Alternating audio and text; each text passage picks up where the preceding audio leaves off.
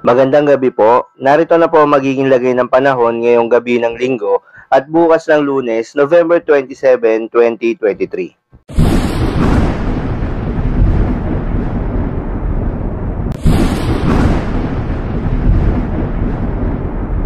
Sa kasalukuyan nga ay patuloy na nakakaapekto ngayon ang Northeast Monsoon o hanging amihan sa Northern at Central Luzon, habang Easterlies naman o yung mainit na hangin mula sa karagatang Pasipiko ang nakakaapekto sa Southern Luzon, Visayas at Mindanao.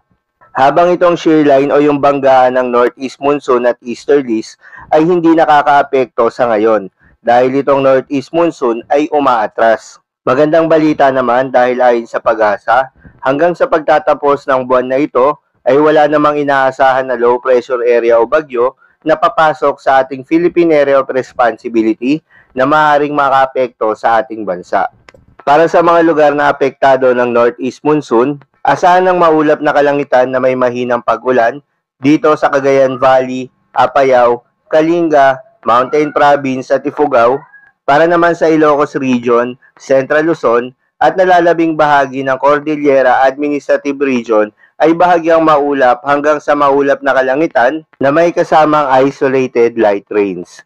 Para naman sa Metro Manila at iba pang bahagi ng bansa, bahagyang maulap hanggang sa maulap na papawirin na may kasamang isolated rain showers or thunderstorms. Dulot naman po yan ng easterlies at localized thunderstorms. Kaya naman posible po mga pagbaha o pagguho ng lupa during severe thunderstorms. Kaya naman sa mga kababayan po natin na nakatira sa mga nabanggit na lugar at inuulan na noong mga nakaraang araw pa, iba yung pag-iingat po at huwag pong kalimutan lagi na magdala ng payong o anumang pananggalang sa ulan. Dumako naman tayo sa magiging lagay ng panahon bukas ng Lunes, November 27, 2023.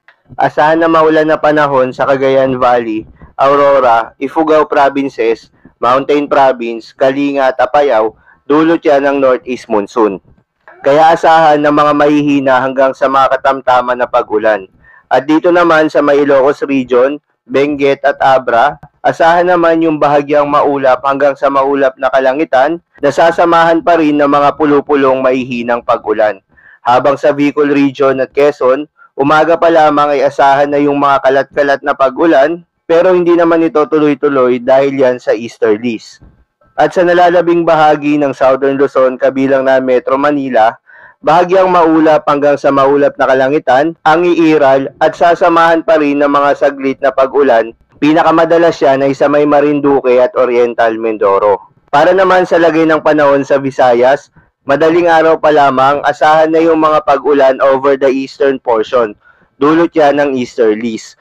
Pero pagsapit ng umaga, bahagyang maulap hanggang sa maulap na kalangitan, nasasamahan pa rin ng mga localized thunderstorms. Dito naman sa may western at central Visayas, bahagyang maulap at minsan maaraw na ang kalangitan sa umaga. At mataas pa rin ang tsansa ng pag-ulan dito naman sa may Aklan at Capiz, lalong-lalo na sa hapon.